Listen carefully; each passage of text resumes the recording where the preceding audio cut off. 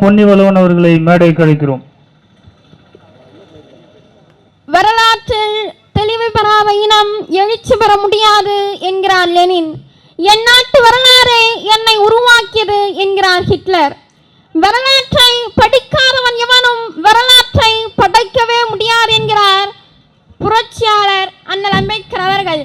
வரலாற்றை படி, வரலாற்றை படை, வரலாறாகவே வாழ் என்கிறார் தமிழ் தேசிய தலைவர் மேதகுவே பிரபாகரன் அவர்கள். இப்படி எம் முன்னவர்கள் சொன்னதை எங்களுக்கு போதித்த புழுவையும் புலியாக மாற்றும் புகழ்ச்சிக்குரிய புரட்சியாளன் என் பெரியப்பா செந்தமிழ் சீமான் அவர்களுக்கும் இங்கு கூடியிருக்கும் என் தாய்த்தம் உறவுகள் யாவருக்கும் வணக்கம். விக்கிரவாண்டி இடைத்தேர்தல் மும்முனை போட்டி மிகவும் விறுவிறுப்பாக நடந்து கொண்டிருக்கிறது. இந்த இடைத்தேர்தலில் யாருக்கு வெற்றி என்ற கேள்விக்கு பதிலை நாம் தேடவே தேவையில்லை. திமுக நிச்சயமாக இதில் படுதோல்வி அடையும். முதலாவது இடத்தை பிடிப்பது நாம் தமிழர் கட்சிதான் என்பதை ஆணைத்தரமாக இந்த இடத்திலே நான் பதிவு செய்கிறேன். ஏனென்றால் அதற்கு ஒரே சான்று கள்ளக்குறிச்சி சம்பவம். சாராயம் குடிச்சு இறந்தவங்க ஊடகங்கள் வழியா 60 பேர் சொல்றாங்க, 63 பேர் சொல்றாங்க. ஆனா உண்மையிலேயே எத்தனை பேர் தான் இறந்தாங்க அப்படின்னு அரசு வெளிப்படையான ஒரு தகவலை இப்ப வரைக்கும் அறிவிக்கல. இதை நாம் தமிழர் கட்சி வன்மையாக கண்டிக்கிறது.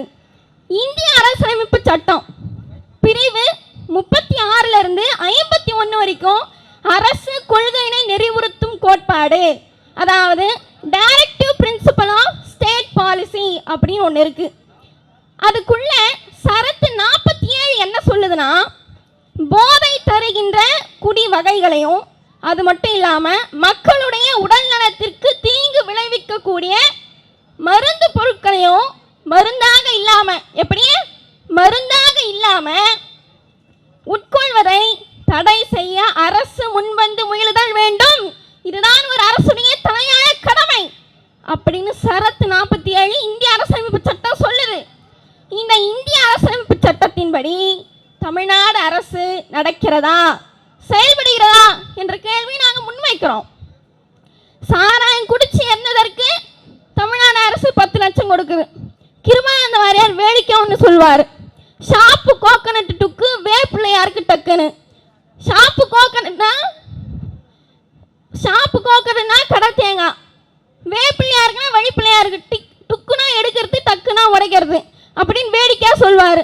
அதுபோல இந்த அரசு நம்மிடமிருந்தே பணத்தை கொள்ளையடித்து நமக்கே பணம் பட்டுவாடா செய்யுது. இல்லை, நான் கேட்குறேன், அவங்க சொத்தை வித்தா அந்த 10 லட்சம் கொடுக்குறாங்க, எல்லாம் நம்மளோட வரி பணம். இதை மக்கள் உணர்ந்து தெளிந்து யாருக்கு வாக்களிக்க வேண்டும் என்பதை முடிவு செய்யணும்.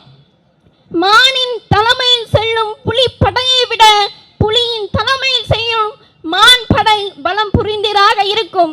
அப்படி புலியாகிய என் பெரியப்பா செந்தமிழ் சீமான் தலைமையில் செல்லும் இந்த நாம் தமிழர் படை வெல்லும். அது இந்த தேர்தலில் வெளிப்படும். பாருங்க, பெண்கள் மாமரத்தின் கீழ் நின்று நடமாடினால் பூக்கார மரமும் பூத்து குலுங்கும். அத்தனை பெருமை வாய்ந்த அக்கா மருத்துவர் அபிநயா பொன்னிவளவன் அவர்களுக்கு மைக்கு சின்னத்திலே உங்கள் பொன்னான வாக்குகளை செலுத்துங்கள்.